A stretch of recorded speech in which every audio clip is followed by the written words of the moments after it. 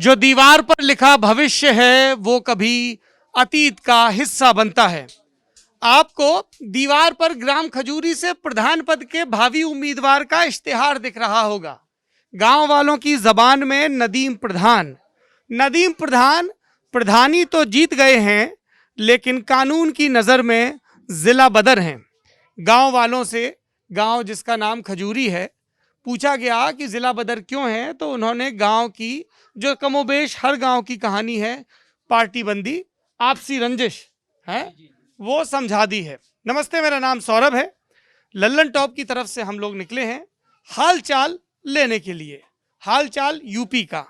और हाल चाल लेने के क्रम में हम जिला मेरठ के हस्तिनापुर विधानसभा में, ये सुरक्षित विधानसभा है, पहुंचे हैं। अभी सिटिंग विधायक भाजपा के हैं। भैया थोड़ा सा हल्ला कम करोगे तो जो आप लोग सुरीला हल्ला करोगे, सोच समझ के बोलोगे, वो रिकॉर्ड हो जाएगा। ठीक है भाई, पक्की बात? पक्की बात। तो हम लोग यहाँ पर आए हैं। ये खजूरी का एक पंचायत भवन भी है और बहुत पुराना अंबेडकर भवन है ना। आ जाइए, आ जाइए। और हमारे यहाँ पे एक दोस्त बन गए हैं।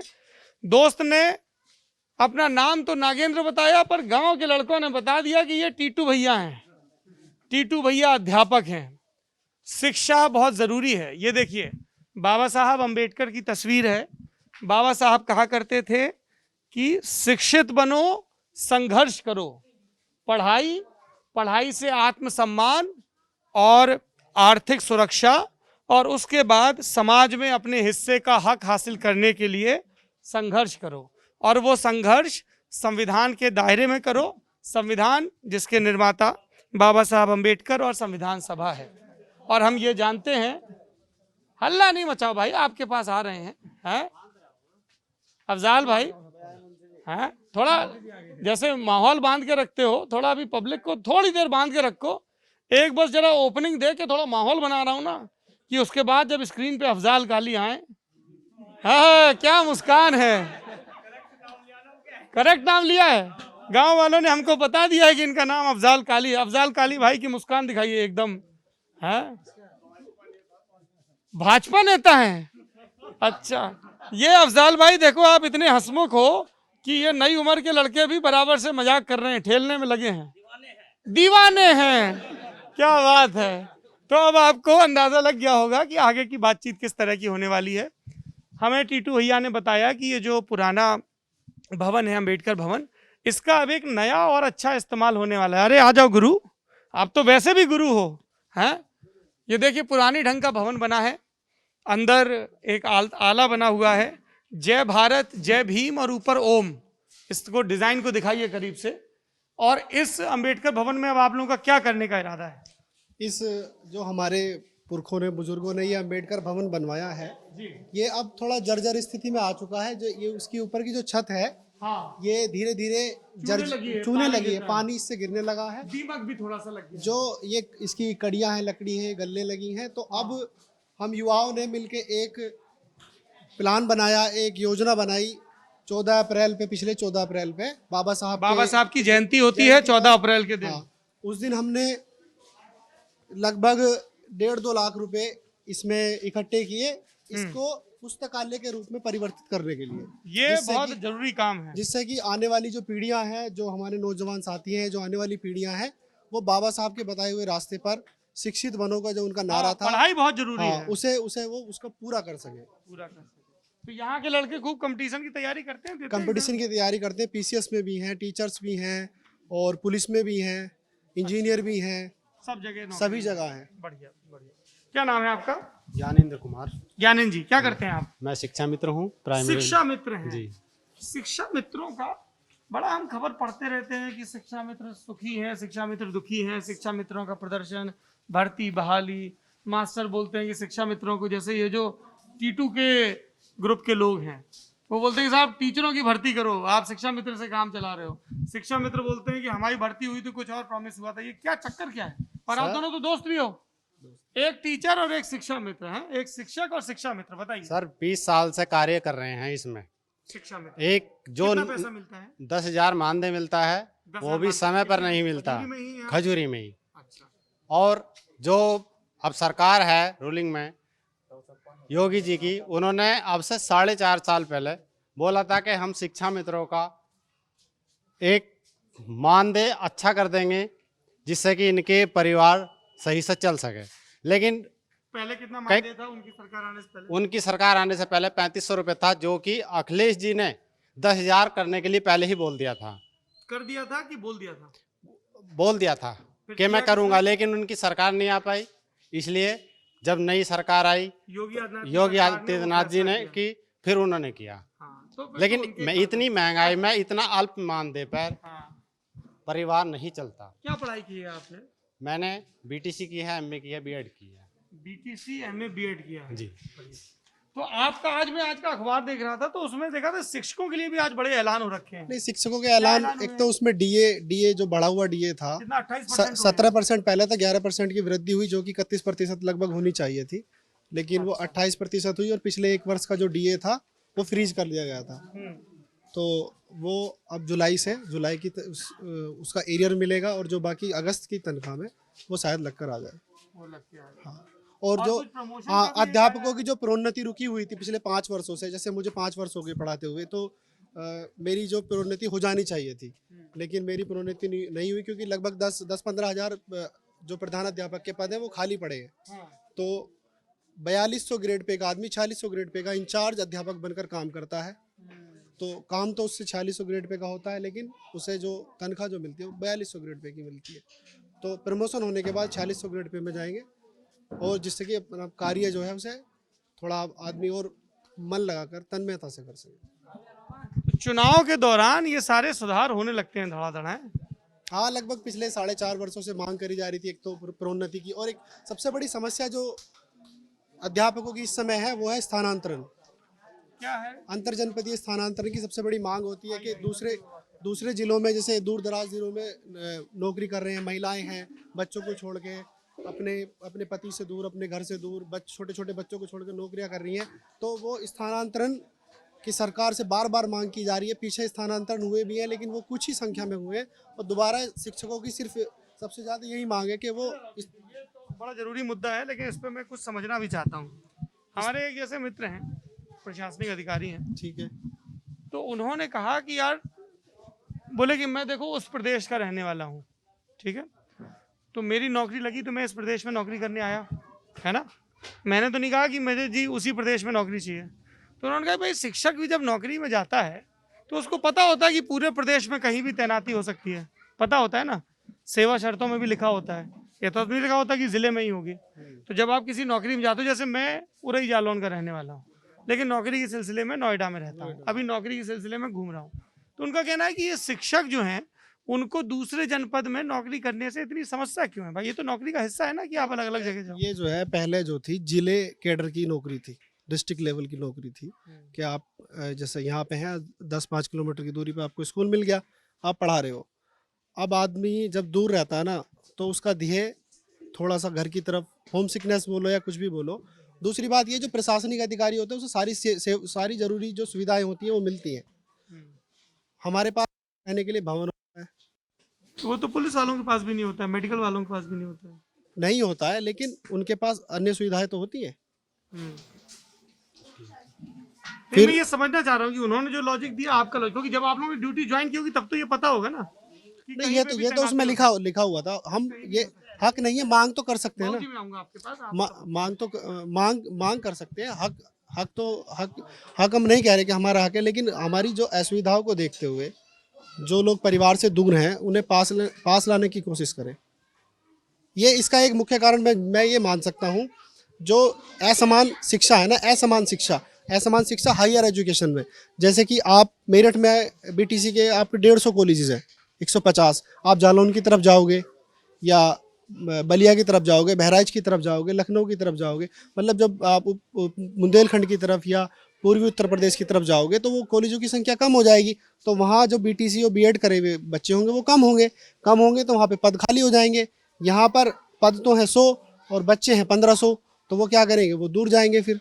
तो सबसे बड़ा जो इसमें ड्रॉप, जब वो दूर चले गए तो अब यहाँ तो पद 100 ही हैं, तो उन जो 1500 पद हैं बाकी जो जगह गए तो वो वापस यहाँ कैसे समायोजित किए जाएंगे? समायोजित इस तरह से किया जाता है, कुछ तो रिटायरमेंट होते हैं, कुछ छात्र संख्या बढ़ती है, कुछ जो इनका ना जो इनका क्राइटेरिया है पद बताने का, वो ये एग्रीगेट निकालते हैं बच्चों पे कि इतने बच्चे इतने टीचर हैं, जबकि असमानता हो जाती है। कहीं पे जैसे कम बच्चे कम टीचर है स्कूल में, ज़्यादा बच्चे कम टीचर हैं। तो अभी क्या सिस्टम है ट्रांसफर का? अभी ऑनलाइन अप्लाई होता है, उसमें कुछ वेटेज मिलता है। जैसे सरकारी सेवा में पति है तो उसका 10 नंबर, या पत्नी है तो 10 नंबर का वेटेज ये है। तो ट्रांसपेरेंट सिस्टम हुआ फिर। ट्रांसपेरेंट है, उसमें कोई दिक्कत नहीं है, सही है, बढ़िया पॉलिसी है। बट वही है कि साल में एक बार अगर ये ट्रांसफर ले आए तो जितने भी हो सकते हैं अभी उसमें। कितनी बार होता है? अभी एक बार हुआ है, पूरे 5 साल 4 साल में? हाँ एक बार हुआ है। अच्छा, आप कह रहे हैं हर साल ये विंडो खुले? हाँ जितने भी आए, मैं कहना चाह रहा हूँ 1000 हो 2000 हो, कुछ तो होंगे। अच्छा, तो हर साल ये विंडो खुले। हाँ। और ये कंप्यूटराइज सिस्टम जो फॉर्मूला बना रखा है कोई भी distance फॉर्मूला का, ट्रांसपेरेंट होना चाहिए, उसमें कोई दिक्कत नहीं है। क्योंकि ये एक बड़ी दिक्कत थी, ये ट्रांसफर पोस्टिंग मतलब हर विभाग में एक बड़ा मसला रहता है। अच्छा, तो यहाँ पे बुजुर्ग रोजाना ही इतने बैठे रहते हैं या अभी लल्लन टॉप आया इसलिए इतने लोग जुड़ गए हैं? नहीं 10-15-20 तो रहते हैं। अच्छा, क्या नाम है बाबूजी आपका? मेरा नाम ओम दत्त है जी। ओम दत्त जी। क्या काम करते हैं आप ओम जी? मजदूरी कर रहे हैं जी, अपने घर की है खुली। खुली मजदूरी हाँ करते जी। हैं। अच्छा, कितनी उम्र है आपकी ओम दत्त जी? उम्र 60 साल।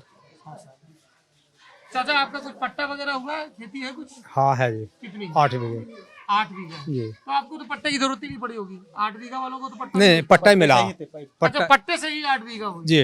और पट्टा तो मेरे ख्याल से 2 बीघा का मिलता है। नहीं नहीं, वो तो जैसा कि जिस गांव में जैसे LMC की जमीन जितनी पड़ी है उस, हाँ उसी हिसाब से दी गई है। ये पट्टा कब मिला आपको? ये पट्टा मिला सन 75 में जी।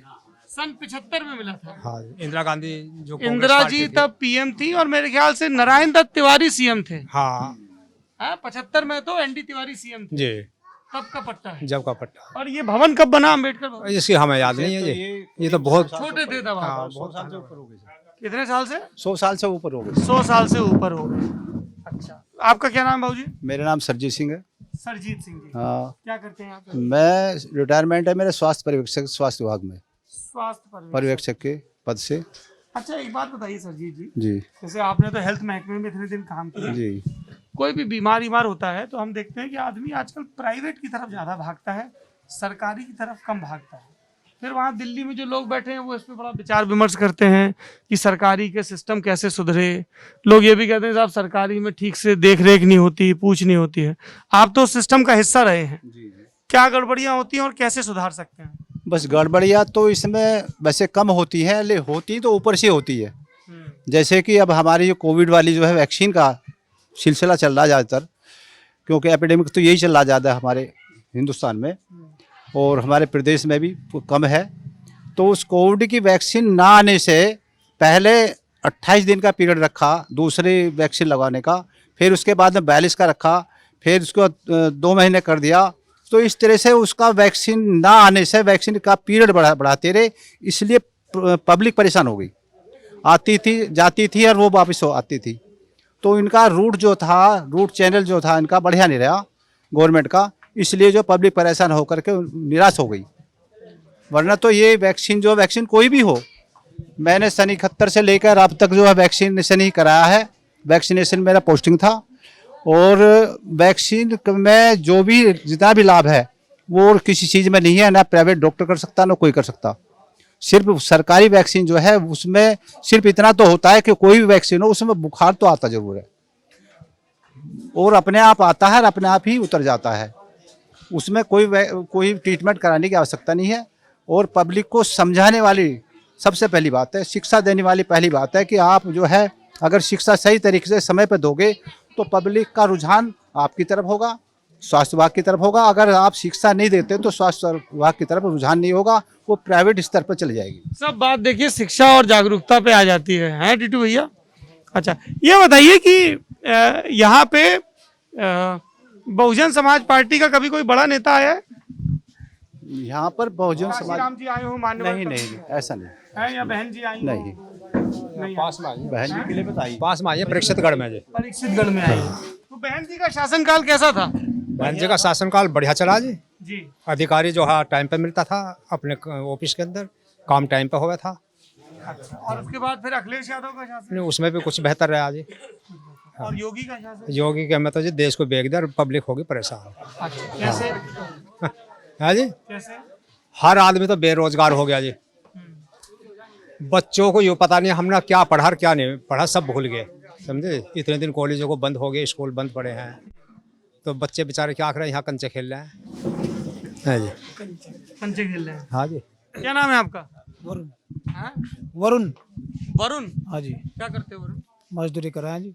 मजदूरी करते हैं। हाँ जी क्या मजदूरी मतलब ये मकान का चिनाई रहता है, जी। उस तरह की है? जी, क्या रेट रहता है मजदूरी का? ये अपना 350 चल रही है जी। 350 चल रही है। हाँ जी, पढ़ाई की आपने कुछ? ये पढ़ाई जी बंद कर दी, कौन सी क्लास तक पढ़े वरुण? 7वीं तक पढ़े हुए जी। फिर बंद क्यों कर दी, किस वजह से? बस अब ऐसा हाल चल गया तो ऐसा पढ़ाई का क्या फायदा, हाल ही ऐसा चल गया। कैसा हाल, थोड़ा खोल के बताओ। मोदी का चल गया, स्कूल बंद हो गया, सब कुछ बंद हो गया, मजदूरी आदमी कहाँ से। कितनी उम्र है आपकी? मेरे 19 में चल रहा है जी। आज 7वीं क्लास में कौन सी साल में थे? मैं 11 तक पढ़ा जी, फिर उसके बाद छोड़ दिया। तो मोदी तो 14 में आए, 3 साल पहले आपने पढ़ाई छोड़ दी। फिर छोड़ दिया मैंने, जब अब ऐसा चल गया फिर मैं छोड़ दिया, बंद कर दिया। चल गया? अब और क्या करें, जब ऐसा माहौल चल गया, सब कुछ चल गया, आदमी कहाँ से करे, कहाँ से खाएगा, बताओ। नहीं नहीं, थोड़ा सा जैसे दर्शक समझने ना कि वरुण का जो गुस्सा है उसके पीछे। अरे भाई थोड़ा सा शांत हो जाओ ना, फिर मैं चला जाऊंगा, फिर आप लोग कल तक यही बतियाओगे कि उसने ये बोला, उसने ये नहीं बोल पाया। तो अभी सुन लो थोड़ा, है ना। अभी दिन 2 दिन तो चर्चा रहेगी कि आए थे वो है मीडिया चैनल वाले।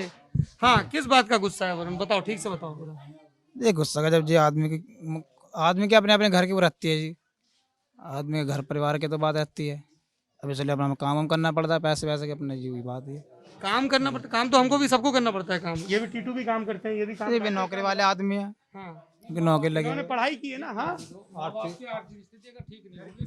जी, मैं वही समझना चाहता था, वो पता नहीं। आप बताइए, क्या मैं नाम है कह रहा आपका? हूँ, मेरा नाम विकी है। विकी। विकी, आप किस पार्टी के नेता हैं?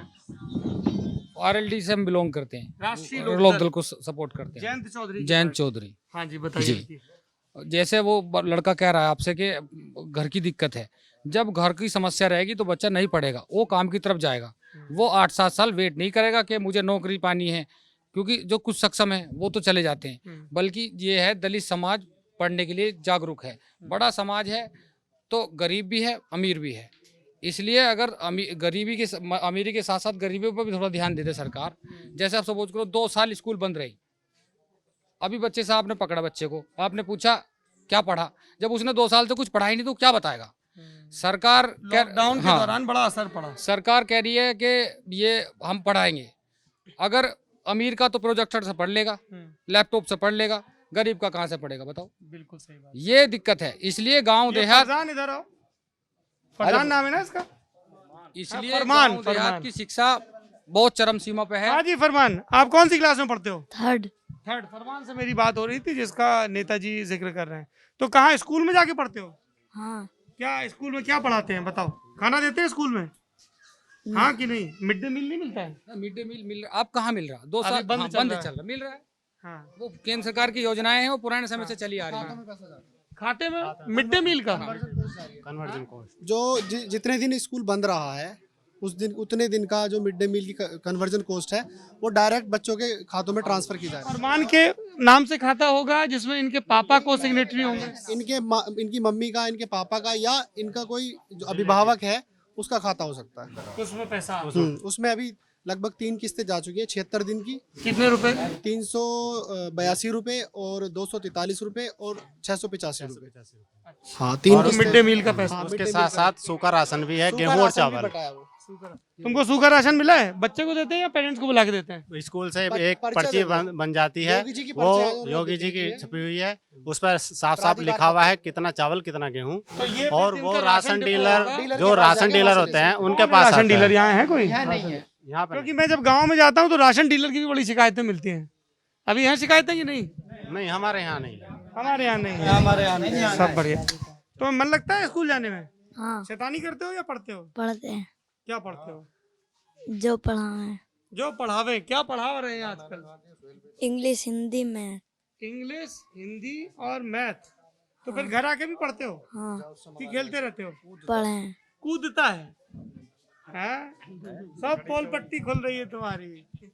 चलिए। हाँ जी नेताजी, अच्छा आप ये बताओ, आप राष्ट्रीय लोकदल के नेता हो, तो आपका सपा से गठबंधन हो रहा है कि नहीं? नहीं, गठबंधन तो बड़े नेतृत्व का काम है। वो तो है जी। बड़े नेतृत्व से भी हम बात करते हैं, जैसे अभी जयंत चौधरी जी से बात करेंगे, अखिलेश जी से बात करेंगे। आपका क्या मन है, किसके साथ गठजोड़ होना चाहिए? देखिए गठजोड़ जो होना चाहिए, प्रेस कॉन्फ्रेंस वाला जवाब नहीं, अब दोस्ती होगी हम लोग। गठजोड़ जो होगा हाँ, कायदे में होगा, किसके बात तो वो होगा। जैसे आज बिजली का बिल जो नहीं, मैं सुनो ना आऊंगा उस पे। अरे अब मैं आप ही को सुनने आया हूँ, जी बताओ। पर जो सवाल पूछ रहा हूँ पहले उसका जवाब तो दो। आपका क्या मन है, आपकी पार्टी राष्ट्रीय लोकदल को किसके साथ गठजोड़ करना चाहिए? गठजोड़ करना चाहिए। आरएलडी अपने आप में एक बहुत बड़ा बरगद का पेड़ है, पर ये पेड़ बरगद का नहीं है, कोई बात ये पाकर का है। ये पाखर का पेड़ है, पाकर, हाँ पाखर का पेड़ ही ले लो। चलो। जितनी भी शाखाएं टूटी हैं सब लोकदल की टूटी हुई हैं इस पूरे प्रदेश में, क्या पूरे देश में, चाहे वो बिहार में हो, चाहे यूपी में हो, चाहे कहीं भी। कैसे? सारी शाखा कौन कौन, मुलायम सिंह यादव कहाँ से निकले, चौधरी चरण सिंह से निकले, और लालू प्रसाद कहाँ से निकले, और शरद यादव कहाँ से निकले। मैं कह रहा हूँ XYZ ज्यादातर नेता जो बरगद का पेड़ चौधरी चरण सिंह थे सब वहीं से निकले। सबकी विचारधारा एक है। अगर विचारधारा किसानों की लड़ाई, मजदूरों की लड़ाई, हमारी लड़ाई किसान मजदूर की है, गांव की है। जो भारतीय जनता पार्टी जो शहर में रह रही है उनका देहात से कोई मतलब नहीं है। आज तुम सर्वे कर लो, कोई देहात में भी भारतीय जनता पार्टी का कोई नेता रह रहा हो। उन बताइए, जैसे आपने कहा, अगर मैं आपकी बात मान लूं कि भाजपा शहर की पार्टी, ये भाजपा भी बड़ा ठप्पा रहा भी है बहुत साल तक, गांव की नहीं है। लेकिन जब मैं 2014 के, 2017 के और 2019 के, मतलब 2 लोकसभा चुनाव और 1 विधानसभा चुनाव, नतीजे देखता हूं तो भाजपा तो गांव में भी जीत रही है। जीत रही है ना, क्यों जीत रही है? यही यही तो बता रहा हूँ मैं आपको। वो कह रहे कि 18 घंटे में बिजली दे रहे, पहले 6 घंटे दे रहे थे, 8 घंटे, कोई भी सरकार थी, रुपए बिल 500 आता था। आज 15 घंटे दे रहे, 16 घंटे, बिल भी तो 2000 रुपए ले रहे। तो इनका क्या फायदा हुआ ये बताओ ना मुझे। इनका कोई लाभ नहीं। 600 रुपए की बिजली आज 2000 में ले रहे हैं, तो इनका क्या लाभ हुआ? बात तो सुनिए, आया तो इनका बात तो बताइए। आप जैसे बाजार में गए, आपने मान लीजिए 1 किलो आलू खरीदा, ठीक है, और मान लीजिए उसके लिए 20 रुपए दिया, ठीक है, तो आप 3 किलो आलू खरीदोगे तो तो 55-60 रुपए दोगे, तो 6 घंटे बिजली आएगी तो 6 घंटे का बिल आएगा, मैं ये- 18 घंटे बिल आएगी, तो बिजली आएगी मैं 18 यही का। तो कहना चाह रहा हूँ। जो आज वो कह रहे हैं कि बिजली हमने 20 घंटे दे दी, 20 घंटे दे दी, उसका पैसा दे रहे हैं, उसका उसकी दरें बढ़ाई हैं, दरें बढ़ाई हैं। आपका मुद्दा ये है और कि जो बिजली की 400 का, जो 600 का बिजली का जो किसान का जो मीटर का बिल था, आज वो 2000 जमा करता है। खेत उतना ही है, पानी उतना ही है, वजन बढ़ा है, दाम नहीं बढ़ा। MSP पे बात बढ़ा है, आप कह रहे हैं दाम नहीं बढ़ा, बिजली का दाम बढ़ा, फसल का दाम नहीं बढ़ा। आपकी ये मांग है कि बिजली की दर सस्ती होनी चाहिए। हाँ, बिजली की दर सस्ती होनी चाहिए। लेकिन अब मूल प्रश्न है मूल कि आपका मन क्या है, रालोद का किसके साथ गठजोड़ हो? आपने मुझे हिस्ट्री बता दी चौधरी साहब की, आपने बिजली का मुद्दा बता दिया। आपके हिसाब से एक राजनीतिक कार्यकर्ता का भी तो मन होता है कि भाई मेरा मन है कि अकेले लड़े, या मेरा मन है इनके साथ लड़े। आपका क्या मन है? आपके, अगर आपसे सलाह मांगे जयंत चौधरी, तो आप क्या सलाह दोगे? मेरी सलाह तो यही है कि मैं इतना बड़ा तो हूँ नहीं कद मेरा, मगर फिर भी मैं गांव के अपने जो अपनी व्यक्तिगत विचार रख सकता हूँ। जो भी चरण सिंह की जी की और किसानों और मजदूरों की बात करेगा, कौन? जो भी करेगा। अरे देखो, ये ना, ये खुला जवाब है कि जी आप किसको पसंद, जी मैं तो सबको पसंद करता हूँ, ऐसे काम नहीं। मैं आपसे एक पॉइंटेड सवाल पूछ रहा हूँ। जैसे होता है ना कि ये फरमान स्कूल जाता है तो इससे पूछा गया पट्टी में 2 और 2 कितना, तो इसको जी कुछ तो होता होगा, ये नहीं लिखेगा ना, ये लिखेगा 4। तो मेरा आपसे नेताजी सवाल ये खजूरी साहब कि आपके हिसाब से अगर आपसे सलाह मांगी जाए, आप गांव की परिस्थिति देख रहे हो, हस्तिनापुर विधानसभा की देख रहे हो, मेरठ जिले की देख रहे हो, और पश्चिमी यूपी की देख रहे हो, आपके हिसाब से राष्ट्रीय लोकदल को किसके साथ गठजोड़ करना चाहिए, किस पार्टी से अगर करना चाहिए तो? देखिए, ये शीर्ष नेतृत्व का काम है, इस पर मैं बयानबाजी नहीं करूंगा, क्योंकि इसमें मेरे कहने से सलाह कुछ में नहीं मांग, होगा। अरे कार्यकर्ताओं सलाह- के मन से बड़ा दबाव रहता है। सलाह मैंने दी है, अगर पूरे देश की बरगद की टहनियाँ एक जगह आना चाहती है तो सबको एक जगह कर लो, उसमें ही आरएलडी का और सारे देश का और गरीब जनता का भला है। अच्छा देखिए, ये आपने बड़ी एक महत्वपूर्ण बात कही, और जब भी ये थर्ड फ्रंट की बात होती है तो जो भी लोक दल के पुराने घटक दल रहे हैं, जो बाद में जनता दल के नाम पे भी इकट्ठे हुए थे, उनको होना चाहिए। एक पार्टी और है जिसका बड़ा मजबूत आहार था पश्चिमी उत्तर प्रदेश में, बहुजन समाज पार्टी। वो तो लोक दल से नहीं निकली, वो तो अलग बनी है पार्टी। मान्यवर कांशीराम गांव गांव घूमे, बामसेफ बनाया, DS4 बनाया, फिर बसपा बनाई, तो वो आपके गठबंधन में नहीं आ सकती? नहीं, अगर वो देखो, हमारी उनसे कोई गिला शिकवा नहीं है। नहीं है। बहन जी का कार्यकाल ये लोगों ने बताया आपको कैसा रहा, मैं उस पर टिप्पणी नहीं करूंगा, मगर अगर वो आना चाहें या साथ रहे, अभी 6 महीने का समय है। भाजपा ने भी 45 दलों के साथ गठबंधन करा और फिर सरकार आई, और इन्हें कहते रहे खिचड़ी, इन्हें कहते रहे खिचड़ी। उन्होंने तालमेल बना लिया। आज सर वो जो तो ये अपने लोग विपक्षी क्यों नहीं तालमेल बना पा रहे? सपा बसपा जैसे सपा बसपा रालोद मिलके लड़ी जी है, हाँ। अब फिर अलग होगी मैं सपा कह रहा हूँ बसपा। इनके दल कम थे, उनके दल ज्यादा थे बीजेपी के पिछली बार भी। मैं सवाल कुछ पूछ रहा हूँ नेताजी, जी आप या तो मैं शायद पूछ नहीं पा रहा हूँ ठीक सवाल। मैं आपसे ये जानना चाह रहा हूँ कि जैसे सपा बसपा रालोद लोकसभा चुनाव में मिलके लड़े, मिलके लड़े, अब बसपा अलग हो गई है, आप इसके बारे में क्या सोचते हैं? बसपा क्यों अलग हो गई? वो उनका काम है, अरे इसमें मैं क्या बताऊंगा। अरे एक हर राजनीतिक कार्यकर्ता की राय होती है ना कि भाई मुझे ऐसा लगता है, तो मैं आपकी राय जानना कुछ चाहता हूं। राजनीतिक दबाव हो सकता है, दबाव कुछ किसके दबाव ऊपर? जो अलग हुए हैं, उनके पास कुछ नाम तो लीजिए, नाम लेकर ना तो ना बात करिए। कुछ दबाव हो सकता है, और वो दबाव ये बड़े नेता बनेंगे, वो ये नाम नहीं लेते। वो दबाव जिस दिन खत्म होगा, जिस दिन आचार संहिता लग जाएगी, उस दिन दबाव भी खत्म हो जाएगा। आप कह रहे हैं जिस कि दिन बसपा प्रदेश हाँ सुप्रीमो मायावती जी के जिस- ऊपर दबाव है कोई? जिस दिन भी ये दबाव कह रहे हैं ना? नहीं नहीं जी, मैं क्या कह रहा हूँ, जिस दिन मैं- भी दबाव पार्टी पे से किसके खत्म होगा, ऊपर? जिस दिन भी किसके ऊपर जिस दिन दबाव भी है? नेताओं पे दबाव खत्म किस होगा, नेता पे दबाव जो है? ये झंडे भाजपा की गाड़ियों पर लगे घूम रहे हैं ना, ये आचार संहिता लगते ही बदल जाएंगे। और और किस पार्टी के हो जाएंगे? ये सब सेकुलर दलों के पार्टी के नेता सेकुलर दल कौन कौन से हैं? एक तो आपका राष्ट्रीय लोकदल होगा, आरएलडी से बड़ा तो है ही नहीं, आरएलडी से बड़ा कोई है ही नहीं। उसके अलावा कौन कौन से हैं? बहुत सारे हैं। नाम तो अखिलेश बताएं। यादव की सरकार है। सपा हाँ। और बसपा बसपा कह दो, बसपा भी है, क्या? अरे आप कह ही नहीं रहे बसपा बस। है, कांग्रेस है, लोकदल है, अच्छा, एक समाजवादी यहाँ पे एक आखिरी सवाल, फिर बाकी साथियों के पास जाएंगे। एक नौजवान नेता है सहारनपुर तरफ के, चंद्रशेखर, है ना, उनकी आजाद समाज पार्टी है, उसके बारे में आप क्या सोचते हैं? देखो, आजाद समाज पार्टी हमारे दलित का नेता है, वो हमारे बीच का निकला हुआ लड़का है, और अगर वो दलितों की बात उठाने में सक्षम है तो हम उनकी अगर मतलब है कि नहीं, हाँ, आप बताओगे ना। तो हम उसके विरोध में नहीं है, हम उसके साथ में है। पर नंबर आप एक तो बात, राष्ट्रीय लोकदल के साथ हो। क्या हो गया, समाज के साथ भी है ना, सबसे बड़ा समाज, वोट उससे तो बड़ा एक ही दल। को दबाओगे ना। मैंने क्या कहा, अगर वो समाज की बात ठा रहा है तो हम उनके साथ है। वोट का मतलब नहीं है, हम ये समर्थन आपने एक करते हैं, महत्वपूर्ण बात की खजूरी जी। हम समर्थन करते हैं, जी जी, आपने बात कही कि देखिए तो अगर हमारे वो विरोध में नहीं है ना वो। सवाल सुन लीजिए, आपने कहा कि अगर वो समाज के साथ है, हमारे बीच का लड़का है, निकला है। अब आप हो राष्ट्रीय लोकदल में, उनकी अलग आजाद समाज पार्टी है, अगर आपको दोनों में से एक चुनना पड़ेगा, वोट तो एक ही को दे सकते हो ना, तो किसको चुनोगे फिर? देखिए, कोशिश तो हम ये करेंगे कि अपने नेताजी, गोल जवाब अपने नहीं। आदमी को हम अपनी साथी लेके लड़ेंगे, इस बात का हम तुमसे वादा कर रहे हैं आज ही। हम मतलब राष्ट्रीय लोकदल और आजाद समाज पार्टी का गठबंधन होगा, ये हमको एक एक्सक्लूसिव स्कूप ब्रेकिंग न्यूज दे रहे हैं खजूरी साहब। बिल्कुल, हमारे समाज का आदमी अलग नहीं जाएगा, हमारे साथ ही रहेगा। साथ में गठबंधन होगा। गठबंधन का समय अभी बता देंगे, आगे है। आगे है, ये एक बड़ी खबर है जो मुझे खजूरी गांव से मिली। जी भाई, आपका क्या नाम है? जी, मेरा नाम नवीन कुमार है। नवीन जी, बताइए क्या करते हैं आप? ये मैं पढ़ाई करता हूँ। आजाद समाज पार्टी के बारे में आप कुछ बोलिए। हाँ, मैं आजाद समाज पार्टी को कुछ कहना चाहूँगा। शायद हो सके तो मैं संदेश चंद्रशेखर उर्फ रावण जी को भेज देना। चंद्रशेखर जी उर्फ रावण जी, गौर से सुनिए, आपके लिए नवीन कुमार का जी, जी, जी, संदेश है, दीजिए संदेश। मैं दरअसल जब उनसे पहली बार मिला था तो मैं उनसे शोभापुर में मिला था, चंद्रशेखर जी से। तो हम उनके बहुत बड़े फ़ैन थे। एक समझ लो जैसे होते हैं ना कि कोई भी हो, उनका एक लीडर होता है जैसे कि बिरादरी का, तो उसके हम फ़ैन हो जाते हैं।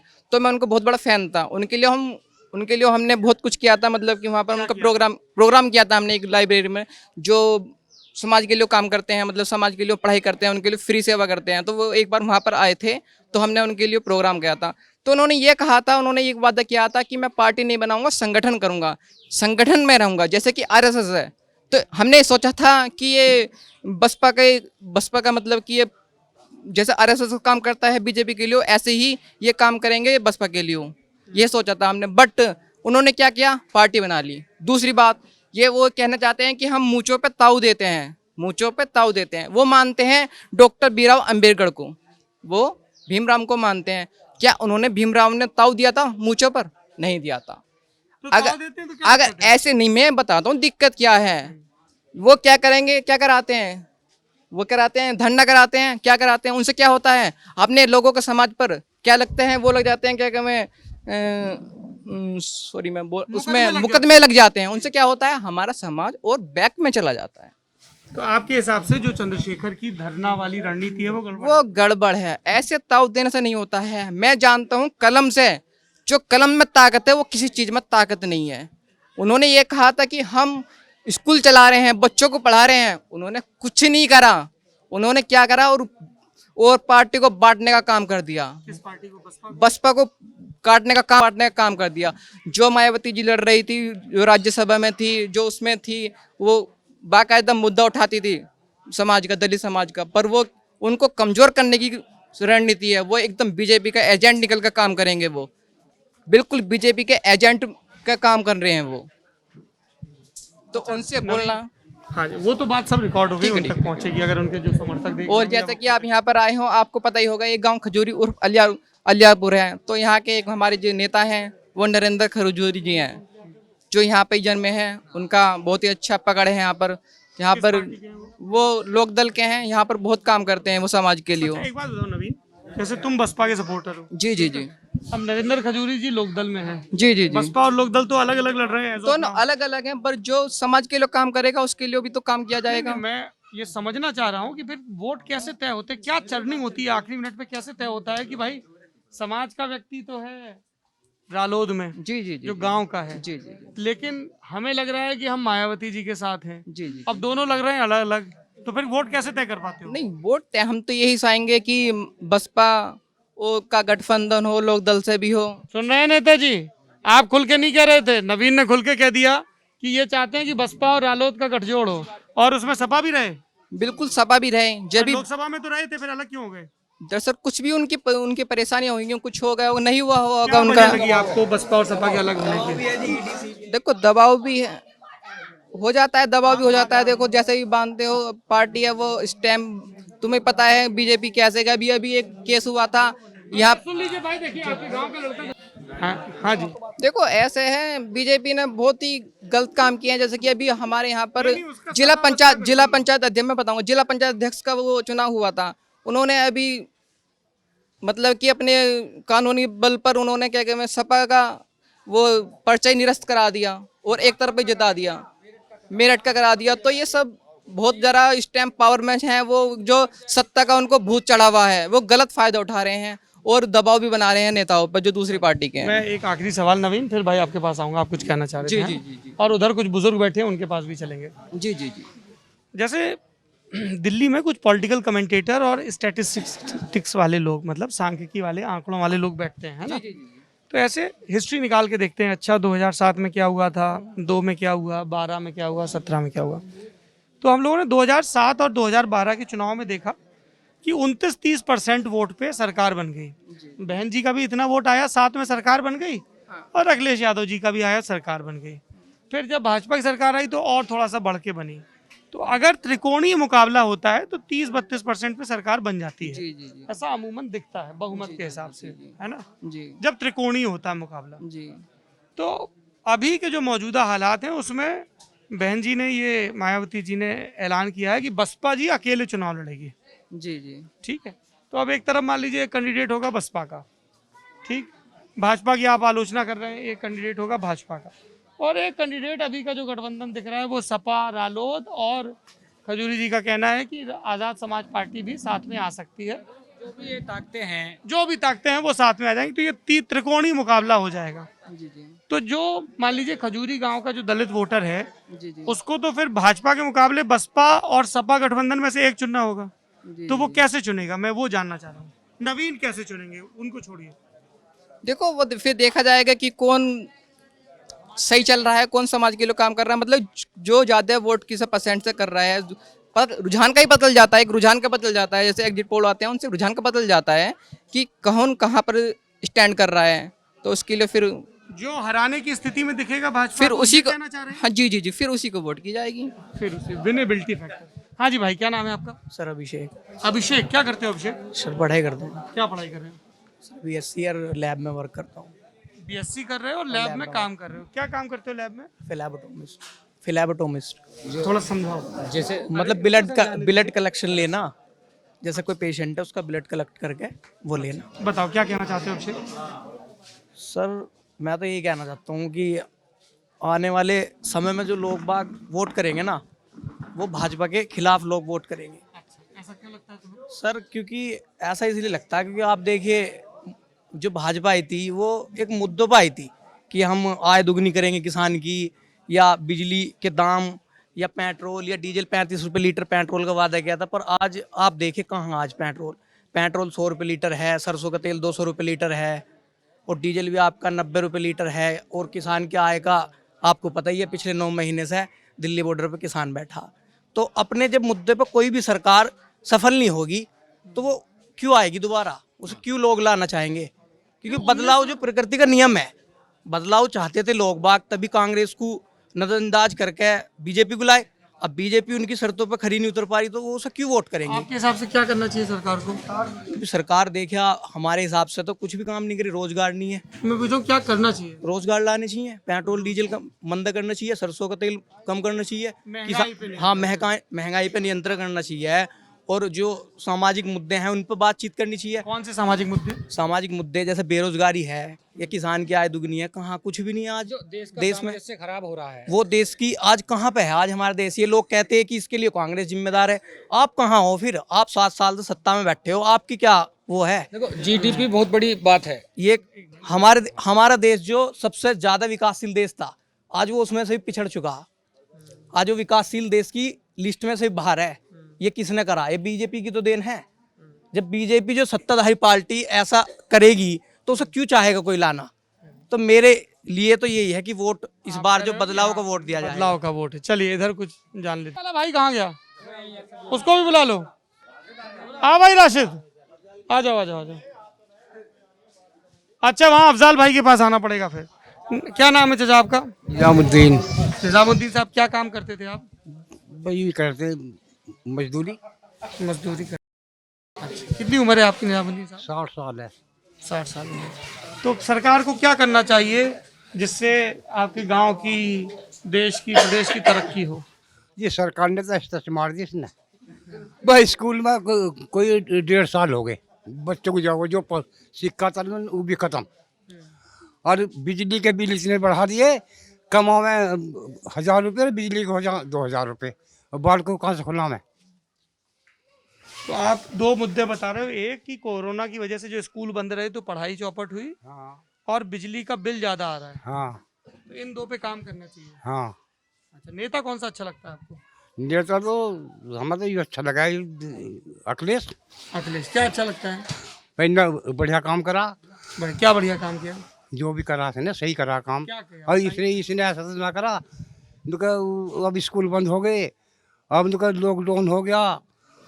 तो वो तो ये बोलती है सरकार अपने बचाव में, चाचा सरकार अपने बचाव में ये बोलती है कि भाई बीमारी फैल रही थी तो बीमारी से बच्चों को बचाने के लिए स्कूल बंद किया और लॉकडाउन, ऐसा सरकार अपने बचाव में कहती है। आप क्या सोचते आज बताओ जी, एक ही ना तो कोई हमारे रिश्तेदारी में मरा इससे, कोरोना से, ना कोई हमारे गाँव में मरा है। कहाँ हो बताओ, कहाँ है बताओ? हैं? लेकिन दूसरी लहर में तो जैसे ये अभिषेक है, कहाँ गए अभिषेक? इधर आइए भाई। जैसे निजामुद्दीन चाचा कह रहे हैं कि कोई नहीं मरा दूसरी लहर से। आप तो लैब में काम करते हैं, है ना? आप भी ऐसे ही सोचते हैं या आपको लगता है कि बीमारी काफी ज्यादा होते हैं? अब सरकार ये थोड़ी ना कि मतलब अपनी नाकामी छुपाएगी और ये बोल देगी कि बयानबाजी देके मीडिया से कि ऐसा कुछ नहीं हुआ। जमीनी स्तर पर लोगों को पता है कि क्या हुआ। तो ये आपके गांव का लड़का कह रहा है कि असली बीमारी है, बहुत लोग मरे। आप कह रहे हो कोई नहीं मरा। हमारे गाँव में मरा कोई भी, मरा कोई मरा। हाँ तो बस गाँव का मुद्दा अलग है, गाँव से पूरा देश तय नहीं हो सकता। देश में अलग जगह जगह स्थिति खराब चाचा ने ये कहा ना, देखो कि कोई, हमें नहीं लग रहा ये बीमारी है, तो हमें लगा कि पहले तो ये चीज स्थापित हो कि भाई बीमारी गंभीर है।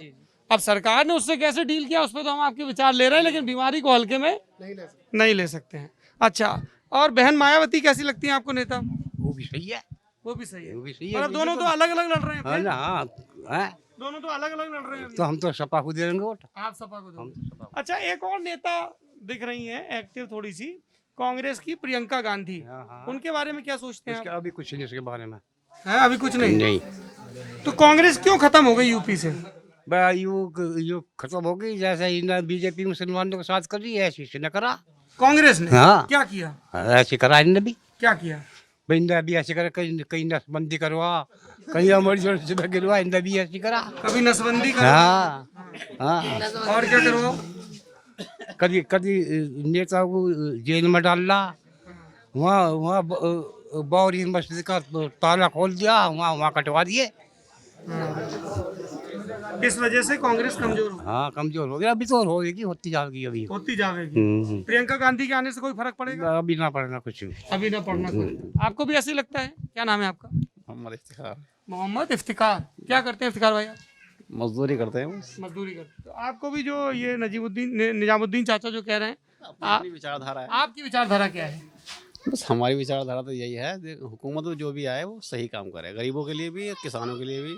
इस सरकार ने ना गरीबों के लिए कुछ किया है, सिर्फ उद्योगपति के लिए क्या है इसने, उद्योगपतियों के लिए किया है। सिर्फ। क्योंकि किसान अगर एक 50,000 रुपये ले ले तो उससे 10 लाख रुपये पहले ज़मीन रखेंगे, और वो कोई वीजा मान लिया 29,000 करोड़ लेकर भाग गया। कितने उद्योगपति कितने लाखों करोड़ रुपये लेके भगाए तो इन्होंने हैं। जब ये आदमी जाता है कई बार तो वेरीफाई तो पासपोर्ट यही करेंगे, इन्हें पता ना कौन भाग रहा कौन ना भाग रहा। जगह जगह कई बार आया फास्टैग को आता रहता है कि जब वीजा मालिया भागा 35 करोड़ का जो है चेक देगा, उसमें गया बीजेपी के फंड में।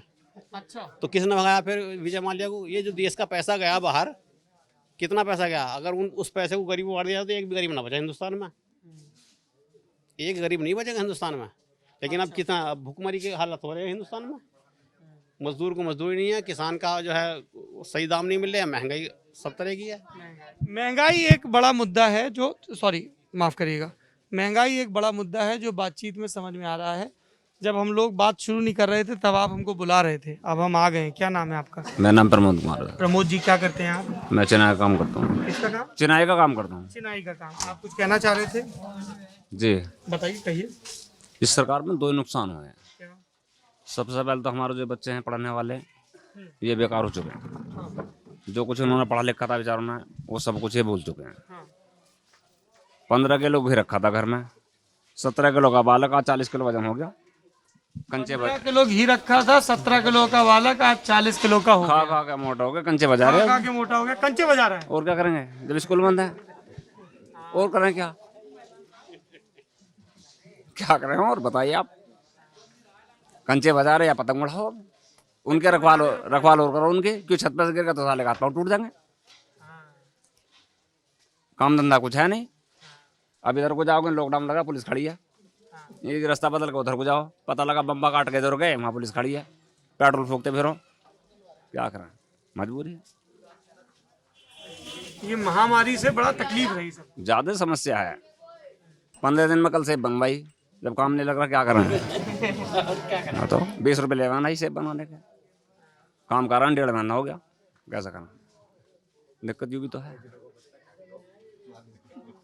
देख लो, तोड़ लो वजन उसने अभिनव में। घर में पड़े उठा ली तो खा रहे हैं। राशन मिल रहा है, वो जो यू दे बस आराम के, यू तो मिल तो रहा है। ये बस गनीमत है कि राशन मिल रहा है, यू गनीमत है बस। हाँ, ये रेल बता रहा हूँ मैं आपको, ये गनीमत है कि राशन जो मिल रहा। नहीं तो ये गरीब जो हो ना, इनकी खाने को रोटी नहीं मिलती, खाने को रोटी नहीं मिलती अगर राशन नहीं मिलता।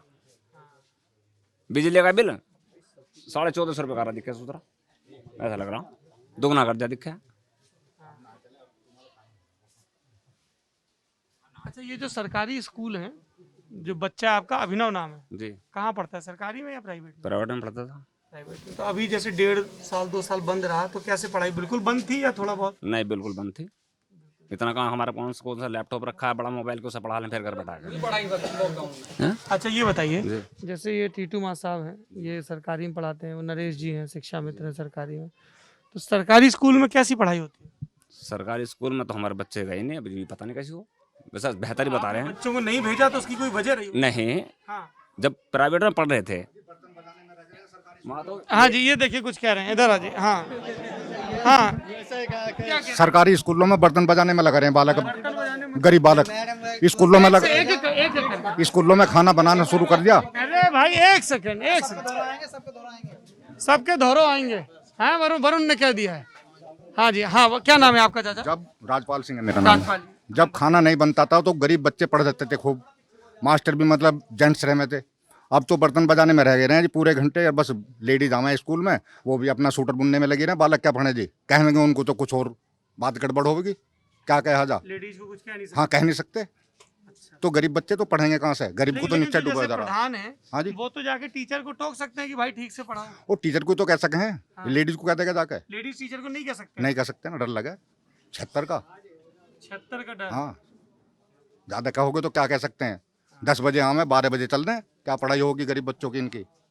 तो राजपाल जी फिर आपके हिसाब से तो लेडीज टीचर होनी ही नहीं चाहिए। नहीं होनी चाहिए, होनी चाहिए तो उनके ऊपर कोई अधिकारी वो तो हो बड़ा जो मतलब स्कूल के अंदर आवे। प्रिंसिपल तो होते हैं ना उनके। प्रिंसिपल तो सब हमारे स्कूल में तो लेडीज ही दिखे ज़्यादातर हैं। तो लेडीज जैसे आपके घर में आपकी कितने बच्चे हैं? हमारे तो पोती पोते कुछ छोप गए हैं। पोती पोते हैं। हाँ जी, हो रहे हैं 10-12। 10-12। हाँ जी, तो उसमें लड़कियां भी होंगी, लड़कियां भी हैं, उनको आप पढ़ाओगे भी, पढ़ेंगे भी। फिर कल को वो टीचर बनेंगी। क्या पता चले जी, जब पढ़ के जानेंगी ना, जब यहाँ बर्तन बजाने में लगी रहेंगी। हमारी तो स्थिति नहीं है सर उसमें पढ़ाने की। मान लीजिए। अजी हम क्यों मान लें? अच्छा चलो, जब बर्तन नहीं बजाते स्कूल के अंदर, जब बच्चे हमारे गरीब बस्ती के ऊपर पहुंच जाते थे, अब नहीं पहुंच रहा जी कोई भी। अब तो यहाँ बर्तन बजाने में लगे रहे बेचारे। मैं ये कह रहा हूँ कि अगर किसी भी घर की लड़की है, और सुनो, आप सुन तो लो सवाल। हाँ जी, किसी की भी छोड़ दो। हाँ, किसी भी घर की लड़की है, बहुत संघर्ष करके वो टीचर बनी होगी, तो आप तो कह रहे हैं कि लेडी टीचर होनी नहीं चाहिए। तो ये तो मुझे थोड़ा इससे दिक्कत है। आप ये कहो कि पढ़ाई होनी तो चाहिए, हाँ, पर उसमें जेंट्स भी तो होना चाहिए साथ में। उससे तो कह सकता है जेंट्स से जाकर कह सकता है कि भाई तुम हमारे तो बच्चों आप को नहीं चाची को बोलो, वो जाके लेडी टीचर को बोल देंगे। वो तो नहीं है ज्ञान उसको तो इतना। हाँ, तो ये तो कह सकते हैं कि पढ़ाई करो जाके। अजी बस जो भी हो रहा चल रहा अपना, ये तो जो है गरीब तो साला नीचे गुजारा। और भी इतने सर ये एक तो घंटी बजाने का बंद ना हो स्कूलों में जो खा जा रहा है बालकों का, ये बंद कर देना हाँ चाहिए। बंद कर देना चाहिए। कहा अच्छा, सरकार ये सोचती है, जब ये 90 के दशक में नरसिम्हा राव के ज़माने से ये चीज़ शुरू हुई और फिर बढ़ती चली गई, कि अगर दोपहर का खाना, जिसको मध्याह्न भोजन मिड डे मील कहते हैं, वो अगर दिया जाएगा गरीब बच्चों को, तो एक तो उनका पोषण बेहतर होगा, और जो स्कूल में नहीं आ रहे हैं बच्चे, वो स्कूल आना शुरू करेंगे। ऐसी सरकार की सोच थी।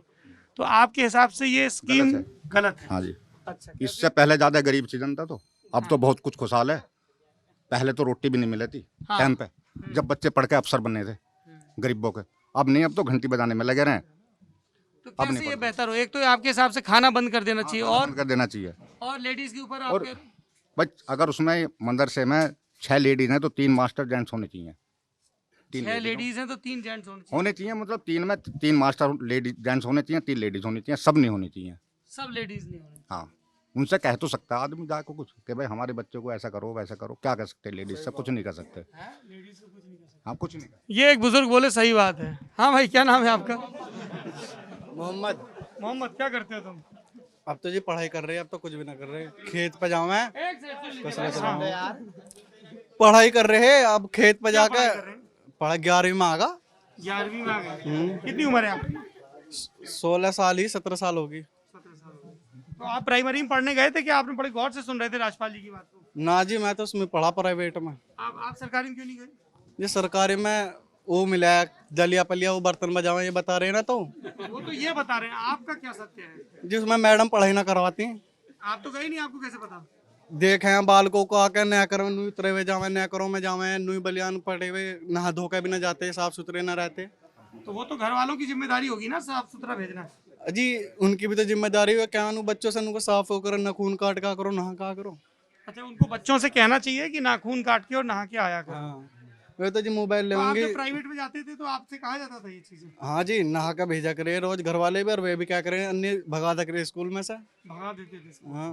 तो आपने नाम क्या बताया? मोहम्मद। मोहम्मद साहब, आप आगे चल के क्या करने का इरादा है आपका जिंदगी में? जी, इरादा तो बहुत बड़ा, पर जी करना मैं चाहता हूँ जी। बड़ा इरादा है, बताओ क्या इरादा है? जी, मैं इस पे देश पर राज करना चाहता हूँ। सही बात है। तुम इन पे हंसने वालों पे नहीं, विचार है। हाँ? इसको देश को सुधारना, आप भी सुन रहे हैं? हाँ जी। इसको देश को सुधारना चाहता हूँ मैं। मोहम्मद देश पे राज करना चाहते हैं, देश को सुधारना चाहते हैं। हाँ जी। कैसे राज करोगे और कैसे सुधारोगे? बारी जी, सुधारेंगे तो ऐसे ही वो, पहले राज कैसे करोगे? राज तो ऐसे करेंगे जी, जैसे अब मोदी जी राज कर रहे हैं, ये मोदी जी का वो है, सरकार चल रही है मोदी जी की, तो वे जैसे देशों के नाम बदले जाए। जैसे मुसलमानों के देश है, कई सारे देश है मुसलमान नाम है जिनके, कुछ ऐसे उन देशों के नाम बदल कर अलग अलग रख दिया। हमें तो पता ना जी क्या क्या रख दिया, स्टेट के नाम बदल कर रख दिया। हाँ, ऐसा नाम बदल दिया। एक सेकंड, तुम्हें देश पे राज करना है ना? हिंदुस्तान पे। हिंदुस्तान पे। तो उसके लिए पहले देश को जानो। तुम क्या कह रहे हो? मोदी जी ने किसका नाम बदला? अभी जो बताया, क्या बताया तुमने? योगी जी ने बदला है। योगी जी बदल ले जिन। वहाँ की जिला पंचायत का प्रस्ताव आया है, अलीगढ़ का हरिगढ़। हाँ, तो नाम बदल। जी, बस मैं नू चाहता हूँ यू हिंदुस्तान जो साफ सुथरा हो जावे। एक तो आदमी पौवा पी कर नहीं पता कहाँ पड़ा, शराब बंद हो जावे हिंदुस्तान में। ये तो शराब बंद हो जाएगी। जी, शराब बिल्कुल बंद। शराब बंद और नशा बंद जी, बिल्कुल। ये भंग चरस गांजा ये सब फूक रहे हैं। ये बताओ, मोहम्मद कह रहे हैं कि शराब बंद नशा बंद है ना, सब नशा बंद कर दोगे, पर गुटखा तो आप भी खा रहे हो, आपके दांत बता रहे हैं। जो गुटखा तो ये बढ़िया लगा है, पर नशा तो गुटखा भी होता है। नशा ना होता जी इसमें।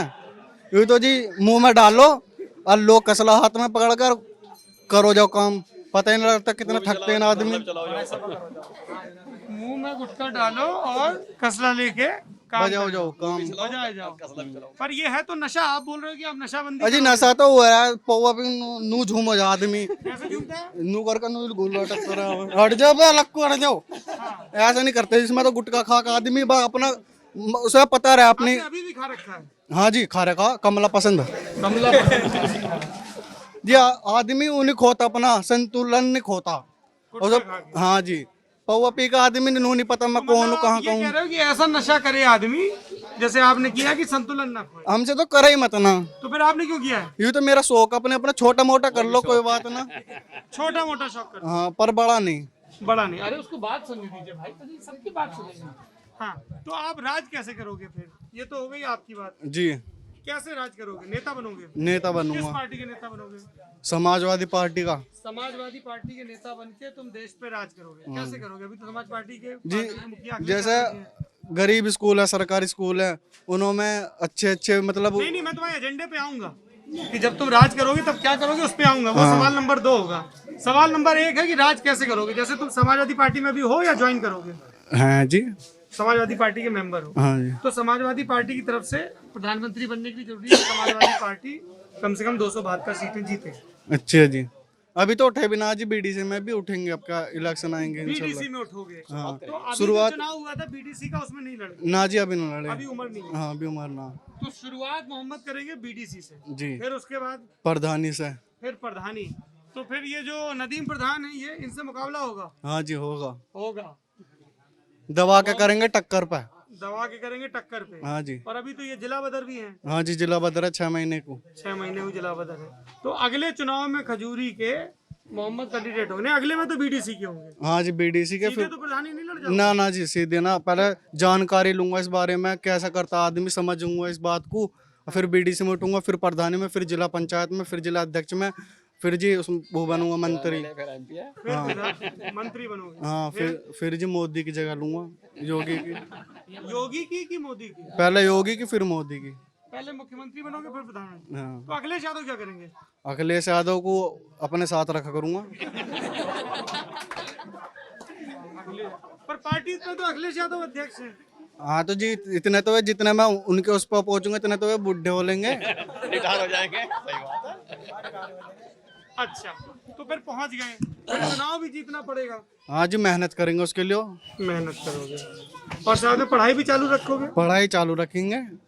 अब तो जी कोरोना हो जाए, क्या नाम, आदमी की स्कूल ही ना खुले, खुल गए स्कूल। तो अब जब तुम बन जाओगे हाँ जी तो फिर क्या करोगे देश में? एक तो तुमने कहा शराबबंदी करोगे, शराब बंद करूंगा, अजी लेडीजों का राज बंद करूंगा। लेडीज का राज बंद करोगे। हाँ जी। कैसे लेडीज के राज से क्या दिक्कत है? अजी कहीं मोहल्ले चौपले पे भी लेडीज खड़ी हो, वहाँ को जाने में भी डर लगा है। मोहल्ले पे चौराहे पे लेडीज खड़ी तो जान क्यों डर लगता है? अजी 76 ना लगवा दे। तो कोई आप ऐसा काम करोगे गड़बड़, तभी तो 76 लगेगी। अजी वो जो लखनऊ में वो लड़की ने उस पर केस करा ड्राइवर पे, उसका तो कोई गलती भी नहीं जी, कैमरे में भी रिकॉर्ड है वो तो। और जब उसने जब भी उस पर थप्पड़ बजे और उसे थाने में बंद करवाया, और जी उसके कोई नहीं करा। ऐसा किया हाँ जी। इसलिए तुम सब लड़कियों का निकलना बंद करवा दोगे? जी सब लड़की करती हैं ऐसा। सब लड़की का? हाँ। क्या करती है सब लड़की? आएंगे तो अभी तो नहीं, मैं थोड़ा आपकी बात पूरी सुनी ना। तो लड़कियों का निकलना बंद करो, पर लड़कियां तो नौकरी करेंगी, पढ़ेंगी, तभी देश तरक्की करेगा। जी कुछ लड़कियां वो अच्छी लगती हैं जो मेडल लाती हैं देश के लिए। मेडल लाती है वो अच्छी लगती हाँ जी वे लड़के अच्छे नहीं लगती जो सिगरेट भी पी रही हैं, और जी लड़कों को 76 लगवा रही, इनको मुझे छेड़ दिया, यूँ कर दिया, वो कर दिया। है। लड़के छेड़ते नहीं है लड़कियों को? जी छेड़ने वालों को सजा मिलनी चाहिए। तो उसमें तो लड़की कंप्लेन करेगी तभी सजा मिलेगी। हाँ जी पर लड़की बेफालतू की सजा कर रही है, ज्यादा सपोर्ट भी सब उनके लिए करते हैं लड़कियों को। लड़कों का कोई सपोर्ट? लड़कों का कोई सपोर्ट ही ना और करता जी। लड़की के सिगरेट पीने से भी दिक्कत है? हाँ लड़की अच्छा, कमला पसंद खाए लड़की तो चलेगा? हाँ खा लो जी। कमला पसंद खा लो तो दिक्कत नहीं, सिगरेट में दिक्कत है। हाँ जी सिगरेट तो जी फेंफड़े का लावा है। अच्छा, और गुटखे से क्या होता है? दांत मजबूत होते हैं? दांत तो सही रहे हैं पर जी काम भी तो सही हुआ है। कसला दाना चला तो लेकिन जैसे अभी लोकसभा में बहुत सारी लड़कियां हैं जो महिलाएं हैं वो लोकसभा की मेंबर हैं, तो फिर उन सबका बंद हाँ जी बंद सब बंद है, सिर्फ लड़के लड़के बैठेंगे कहाँ लोकसभा में। हाँ जी लड़के भी वे बैठने चाहिए जो समझदार हों, लड़के भी बैठो लेकिन जो देश के लिए हित में कुछ करे, देश के लिए अच्छा करे काम, वे तो बैठने चाहिए। अब नो थोड़ी उछल उछल के थप्पड़े बजाओ जो ड्राइवरों पे। थप्पड़ नहीं बजेगा। हाँ जी तो एक लड़की के हिसाब से आप सब लड़कियों का बंदी करवा दे रहे हैं। जी सब नहीं, आदमी जगह लड़की कहीं कैसे तय करेंगे मोहम्मद, कैसे तय करेंगे कि ये लड़की सही है ये सही नहीं है? जी लड़की पढ़ कर जैसे किसी नौकरी करेगी, जैसा हम हैं, हम कहीं नौकरी के लिए जाएंगे, वो हमारा इंट्रोडक्शन लेंगे, हमसे पूछेंगे क्या क्या, जब हमारी काबिलियत देख के तो हमें नौकरी देंगे। ऐसी लड़कियों की काबिलियत देख के हम उन्हें देंगे उनका दर्जा जो चाह रही हैं। तो वो आदमी तय करेंगे कि औरत की काबिलियत क्या है। हाँ जी, जो देश के मुख्यमंत्री जी ये हैं, मोदी जी हैं, मोदी जी प्रधानमंत्री, यही तो देख कर बताएंगे उनको ये सही है ना इस काम के लिए नहीं है। नहीं, वो तो सरकारी नौकरी के लिए अलग अलग अधिकारी। हाँ जी। चुनाव तो कोई भी लड़ सकता है। चुनाव लेडीज लड़ेगी जी, यहाँ तो कोई लड़ती ना, पर्दे में रहा है। पर्दे में तो पर्दे से बाहर निकल के भी तो बहुत सारी औरतें काम कर रही हैं जी। पर्दे वे तो कर रही हैं जी, वे तो चलो चल कर रैंपटे बजा रही, जो पर्दे से खुल के कर रही हैं। अजू गरीब का और क्या करोगे तुम देश के लिए? बस देश के लिए जी, मैं देश को इतना साफ सुथरा कर दूंगा, मतलब जी वैसे साफ सुथरा ना, वैसे सफाई वफाई कूड़ा वाड़ा मतलब ये हटा दूंगा। कौन सा साफ सुथरा था दूसरा? नहीं कभी जी, कभी गलत समझो तुमने को, लोग बागों के हटा दे। और जी काम करूंगा, बच्चों को गरीबों को फ्री कोर्स करूंगा, सरकारी स्कूलों में किताबें फ्री करूंगा, एडमिशन फ्री, सब काम फ्री करूंगा, ड्रेस लूंगा। कहाँ से आएंगे? रेवेन्यू जिसको बोलते अजी पेट्रोल पहले हाँ 60 को 50 को, अब हो रहा जी 100 को, तो ये पैसा यू सारा सरकार पे तो जा रहा फालतू को पर का। 4 लाख करोड़ रुपए कमाया है एक साल में। तो आप कह रहे हो कि पेट्रोल डीजल को आप फिर और महंगा कर दोगे? ना जी महंगा क्यों करेंगे, आप सस्ता करोगे? हाँ सस्ता करेंगे। टैक्स तो वहीं से आता है, कहाँ से? पेट्रोल डीजल और दूसरी चीजों से। जी पहले ना करा, पहले जो सरकार ही वो भी तो अपनी सरकार चलाई रही होगी, उस पर भी तो पैसा कहीं से आ रहा होगा, वो भी तो 60 को बेच रही, इन्होंने 100 को कर दिया। पेट्रोल डीजल भी सस्ता कर दो। हाँ जी सस्ता कर दूंगा। करोगे? और क्या करूंगा जी, गरीबों को देखूंगा, राशन पानी देखूंगा उनका। चलिए ये बात हो गई। अब हमने आखिरी में तय किया था, हाँ हमने एक आखिरी में तय किया था कि अफजाल भाई से बात करेंगे। नमस्ते। हाँ अफजाल जी, आप भी नेतागिरी करते हैं? अफजाल जी नहीं जी, क्या करते हैं आप? वो कुछ भी ना, रिक्शे पे रहे सी। रिक्शे पे रहते हैं। तो बड़े पॉपुलर है लेकिन आप गांव में, क्या वजह है इसकी? मोहब्बत है लोगों की, मोहब्बत है, दीवाने हैं आपके। दीवाने हैं। क्या हुनर है ऐसा आप में जो सब आप? ये तो यही बताओगे, मैं क्या बता सकूं। यही बता भाई अभिषेक, सब लोग अफजाल काली के दीवाने क्यों हैं? ये हंसमुख आदमी है, अपने बढ़िया बातचीत सही कर रहे हैं सबसे। हैं? सही बात है। हाँ जी सही बात है, बिल्कुल सही बात है। इलेक्शन को पलट देते, कैसे पलटा जरा एक आध किस्सा बताइए। जो लोग दिल्ली में ये दावा करते हैं कि हम इलेक्शन को पलट देते हैं, उनको बड़ा पैसा बड़ी शोहरत मिलती है। तो आप दिल्ली वालों को भूल जाइए, खुरजई के आप खजूरी के अफजाल काली को याद रखिए। हाँ भाई, कैसे पलटते हो इलेक्शन? बच्चे जो हकीकत हो लोगों को बताओ, घर जा जाएगा। ये बहुत बड़ा काम है हकीकत बताना, रिस्क भी बहुत है। हाँ जी रिक्स है। रिक्स है? कैसी रिक्स होती है? रिक्स ऐसा जी, मेरे 2 भतीजे, उन लोगों का 7-17 में नाम आ गया, इनको बहुत प्रचार कर रहा। अच्छा 7-17 हो गया क्योंकि हकीकत बता रहे थे। हाँ लेकिन अफजाल भाई आप तो रिक्स लेते हो। हाँ रिक्स तो लेना पड़ेगा। लेना पड़ेगा जब तक चलेगा। तो नदीम प्रधान को चुनाव आप ही ने जितवाया है? नहीं तो पूरे गांव ने जितवाया है। हाँ। हम भी सपोर्ट में साथ हैं। और क्या किया आपने सपोर्ट के अलावा? बस सपोर्ट ही करा, और क्या करते। वोट दी, सपोर्ट किया, सपोर्ट भी करा, वोट भी दी। और कुछ रणनीति, कुछ प्लानिंग? प्लानिंग तो सब प्लानिंग ही है। अरे बता तो दो थोड़ी सी है। वो मोहम्मद अगला चुनाव लड़ेगा, उसके काम आएगी वो बीडीसी तो लड़ेगा। उसे भी दे देंगे। उसे भी दे दोगे? हाँ। अच्छा तो आप यहीं पे रहते हो जाते? हाँ यहीं पास में मकान है। पास में। तो घर में कौन कौन है? घर में भैया है, भावज हैं, भतीजे हैं, परिवार पूरा है। परिवार पूरा। तो आप भतीजों को पढ़ाई वढ़ाई की कुछ आपने? नहीं पढ़ाई नहीं। पढ़ाई। तो कैसे पता चलता है आपको दुनिया भर में क्या हो रहा है, जानकारी कैसे मिलती है? न्यूज के बारे में मिल जाए। टीवी पे, मोबाइल पे, किस पे देखते हो? हाँ नहीं, न्यूज पे, टीवी पे। टीवी पे देखते हो, फिर यहाँ आके चर्चा भी करते हो आप? हाँ तो आजकल क्या चल रहा है दुनिया में? दुनिया में तो तालिबान और अफगानिस्तान की चल रहा है। अफगान क्या हो रहा है वहाँ पे? भाई यही जिक्र चलते रहे कि तालिबान ने पूरा कब्जा कर लिया सारे पे अफगानिस्तान पे। अरे एक आएंगे भाई, नेताजी सबको बोलने देंगे ना। नेताजी हम आपको आपके पास लगातार माइक लेके खड़े रहे, अब थोड़ा गांव वालों की बारी है ना? तो क्या हो रहा है वहाँ पे, क्या देखा आपने टीवी पे? भाई यही दिखा रहे हैं, उड़ते को दिखाते नहीं, उनको तालिबान ने कब्जा कर लिया। बस तालिबान ही दिखाते रहते हाँ हैं। तालिबान ही दिखाते। तो वहाँ पे बड़ा जुलुम उलुम भी हो रहा है, सब ऐसा बता रहे हैं। आपको क्या सोचना है? लगता तो है देख कर हाँ, ठीक नहीं हो रहा है, गलत हो रहा। गलत हो रहा है। अच्छा, अपने हिंदुस्तान में कैसा चल रहा है राजकाज? हिंदुस्तान में बढ़िया चल रहा है। बढ़िया चल रहा है। क्या बढ़िया चल रहा है बताइए? बस सब हंसी खुश है, सब बढ़िया ही है। सब हंसी खुश से बढ़िया है, बढ़िया है। तो ये सब लोग आपके नाम के साथ अफजाल काली क्यों बोलते हैं? हमारे यहाँ विधायक का इलेक्शन लड़े थे कांग्रेस से, तो वे घर पे आए, तो जब से ये गोपाल काली कहने लगे। नहीं, उनका नाम क्या था? गोपाल काली। उनका नाम था गोपाल काली। वो आपके घर पे आए तो उसके बाद आपका नाम हो गया अफजाल काली। योगेश वर्मा आया तो वर्मा कहने लगे। अफजाल वर्मा कहने लगे। हाँ, वाल्मीकि आया तो वाल्मीकि कहने लगे। तो मतलब हर 5 साल में अफजाल भाई का एक नया नाम रखा जाता है। नहीं, एक ही साल में तीनों नाम रखे गए। एक ही साल में तीनों हो गए। हाँ। योगेश वर्मा भी यहाँ के सपा के बड़े नेता हैं, विधायक रहे हैं। अभी उनकी पत्नी मेरठ की मेयर है, सही बता रहा हूँ ना? तो आप किस पार्टी को सपोर्ट करते हो अफजाल भाई? बहुजन समाज पार्टी को। बहुजन समाज पार्टी को। क्या बढ़िया लगता है आपको बसपा में? बस बढ़िया लगा बस। अरे ऐसे थोड़ी, इतना दुनिया भर का ज्ञान है आपको। थोड़ा विस्तार से बताइए हमारे दर्शकों को कि अफजाल भाई को बसपा क्यों सही लगती है बाकी पार्टियों के मुकाबले? उसमें जब एक जो अधिकारी है वो सख्त रहता है। बसपा के राज में अधिकारी सख्त रहता है। अरे भाई, काम टाइम पे होता है ज्यादा काम। और सपा के टाइम पे? सपा के टाइम में भी बढ़िया हुआ है। अच्छा, सपा और भाजपा के टाइम में? हमें तो बढ़िया ही लग रहा है इसमें भी। अफजाल भाई को सब में बढ़िया लग रहा है? मुझे सब अच्छे लगे हैं। सब अच्छे लगे बस। तो आपसे तो फिर सब वोट मांगने आते होंगे? हम सभी आए, मैंने बताया ना 3-3 आए एक साथ में। 3-3 आए। हाँ, अच्छा ये बताइए, जैसे अब बसपा तो हम देख रहे हैं लगातार कमजोर होती जा रही, 12 हारी, 14 हारी, 17 हारी, फिर 19 में भी उतना अच्छा प्रदर्शन नहीं रहा। क्यों कमजोर हो रही बसपा? वह मुस्लिम हट रहा है बसपा से। मुस्लिम बसपा से हट रहा है। मुस्लिम बसपा से क्यों हट रहा है? अब ये तो मुस्लिम ही बताओ। आप ही तो हो।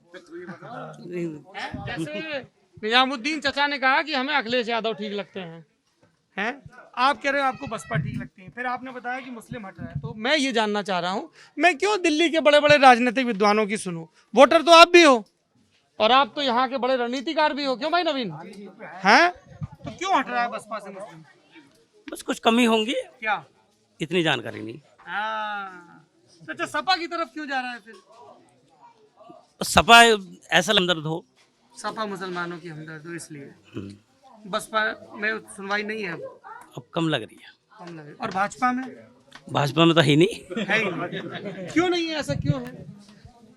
ये तो पता नहीं चलता क्यों ना है, किसी को विधायक को टिकट नहीं देते, कोई मामला नहीं। वो ये कहते हैं जब हम टिकट देते हैं तब वोट ही नहीं मिलता है। ये हमारे यहाँ तो किसी का नहीं। 402 सीटों में किसी का भी एक मुस्लिम भी नहीं था विधायक। क्या था? नहीं था। नहीं था तो नहीं लगता है। अब कोई हो कम से कम कुछ तो लेगा अगर आएगा तो।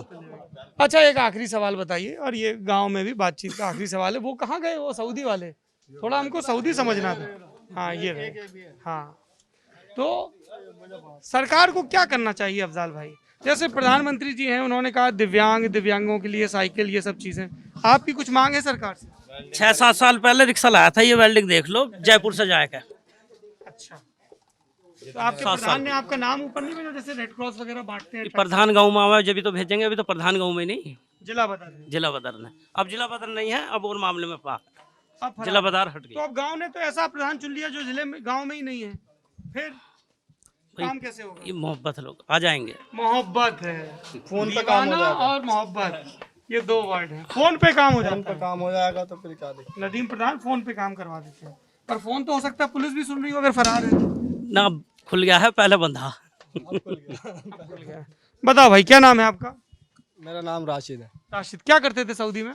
सऊदी में गाड़ी चलाते थे जी। कब आए वापस? 2-2.5 महीना हो गया। अभी वहाँ काम मंदा चल रहा है? काम सही चल रहा है वहाँ, बस फ्लाइट नहीं खुल रही। फ्लाइट खुले तो जामे भी। कितना पैसा मिलता है वहाँ सऊदी में? सऊदी में तकरीबन वही 40,000 के लगभग आ जाते थे, 40-45,000। घर भी भेजते थे कुछ बचा के? घर ही भेजा सारा, और भेजे कहाँ? सारा भेज दिया? अपने ऊपर कुछ खर्च नहीं किया? नहीं। बिना मुस्कुराएगा हो नहीं? एक बात बताओ, इतनी दूर बंदा गया तो अपने लिए करते तो यहाँ भी कर सकते थे। इतनी दूर गया तो किसके लिए गया? घर वाले। तुम्हारे गांव से और भी लोग सऊदी जाते हैं? कम से कम 80% लोग मुसलमानों में से। मुसलमानों में 80% सऊदी में। अच्छा, तो वहाँ ज्यादा अच्छा लगता है कि यहाँ? जब काम ना तो यहाँ क्या करेंगे? रोजगार नहीं है, बताओ किधर है रोजगार? सऊदी में है। सऊदी में कम से कम तनख्वाह जो मिलती है वो जो बोलते हैं, जो एग्रीमेंट होता है वो मिलता है। कई ऐसे हम लोगों को मामले देखते हैं कि जब सऊदी में गए तो पासपोर्ट जमा कर लिए या दिक्कत क्या होती है, वे कंपनी से भाग जाते हैं। कंपनी से क्यों भाग गए, उसका रीज़न क्या हो गया? दिल नहीं लगा या कुछ दिक्कत होगी। सऊदी में एक रीज़न है, दूसरे तुम कंपनी में आज गए, आज जाने के बाद में तुम्हें कंपनी अच्छी नहीं लगी तो कंपनी का कॉन्ट्रैक्ट कितना हुआ? 2 साल का। 2 साल आप रहे नहीं, तुम्हें जाना है इंडिया आज ही, तो 1000 रुपये दे के पासपोर्ट, वाइट पासपोर्ट से तुम आ सकते हो, 1000 रियाल दे के अगले दिन ही। तो इस वजह से आदमी आ जाता है। चलिए, मैं खजूरी गांव में आया था ये समझने के लिए कि अंबेडकर भवन की बातचीत में कि अलग अलग जो लोग हैं ना, दलित समाज के, मुस्लिम समाज के लोग हैं। कहाँ है कैमरा? मैं उधर P2C दे रहा हूँ। ऐसा हो जाता है जब बहुत सारे लोग आपके इर्द गिर्द हों। और इस विचार से आया था कि थोड़ा लोगों के मन का पता चले, अलग अलग बातें पता चली। और एक हासिल ये रहा जो नागेंद्र जी ने कहा कि वो यहाँ पर लाइब्रेरी बनवाएंगे ताकि ये बच्चे परीक्षाओं की तैयारी करें और मेहनत से पढ़ाई करें। हैं, ये मेरा हासिल है। आप ये चुनावी यात्रा से पहले की हालचाल यात्रा देख रहे हैं। इस यात्रा के बारे में आपके क्या विचार हैं, ज़रूर बताइए। अगर आपको लगता है कि हम भी आपके गांव में आएँ, इस तरह से लोगों से बातचीत करें, तो आप हमें मेल लिखिए, हम कोशिश करेंगे। सब जगह तो नहीं आ सकते, लेकिन जब आप भेजोगे तो उसी में से बातचीत करके गाँव का, कस्बों का, जगहों का चुनाव होगा। इसके लिए आपको हमें मेल भेजना पड़ेगा। हमारा पता है lt.chunav@gmail.com। अगर आपको ये बातचीत ज़रूरी लग रही है तो आप इसको शेयर करिए, कमेंट बॉक्स में बताइए। और इस बातचीत के बारे में हम क्या सोचते हैं ये जानना हो तो हमारा नया यूट्यूब चैनल है LT लल्लन टॉप UP। वहाँ पे हम लोग लाइव करते हैं, पर्दे के पीछे की बातचीत करते हैं। तो इन सब लोगों की बातचीत सुन के, है ना, अफजाल की बात सुनी, इफ्तिकार साहब की सुनी, निजामुद्दीन चाचा की सुनी, नवीन की सुनी, है ना, नरेश की सुनी, ज्ञानेंद्र की सुनी, है हमारे नहीं सुनी। आपकी नहीं सुनी, सुन लेते हैं। बताइए क्या कहना चाहते हैं? सर पहले सर मैं आपके चैनल को बहुत मेरा नाम सर सौरभ है। सौरभ जी, हम भी सौरभ, तुम भी सौरभ। बताओ सौरभ। सर मैं पहले आपके चैनल को बहुत बहुत धन्यवाद देना चाहूँगा कि आप जानकारी पहुँचाते हैं लोगों के बारे में, क्योंकि न्यूज़ चैनल तो आपको पता भी है, देश की जो देश के नागरिक हैं उनको पता है कि क्या बता रहे हैं न्यूज़ चैनल आज के। हमारे देश का एक छोटा सा मुद्दा है बेरोजगारी। सब जानते हैं उसको, बड़ा मुद्दा है, वो बहुत बड़ा हो चुका है, वो बहुत बड़ा हो चुका है। 2017 में मैं SSC JEE की बात कर रहा हूँ। 2017 में SSC JEE की हज़ारों के करीब में वैकेंसी आया करती थी। उसके बाद 2017 के बाद वो वैकेंसी हो गई 40-50 इसके करीब हो गई। फिर अगर हम UP SSC की बात करें, इन्होंने अब पैट का एग्ज़ाम लिया है। उससे क्या होगा, वैलिडिटी उसकी 1 साल है। उसके बाद UP SSC के जितने भी एग्ज़ाम निकलेंगे पहले उसे क्वालिफाई करना होगा। अब उसकी वैलिडिटी 1 साल है। क्या 1 साल में ये एग्ज़ाम और करा देंगे जो पैट के बाद बचे हुए हैं, कि पैट के बाद जो निकलेंगे? सरकारी नौकरियों की भर्ती की प्रक्रिया ठीक होनी चाहिए, ऐसा सौरभ का कहना जी।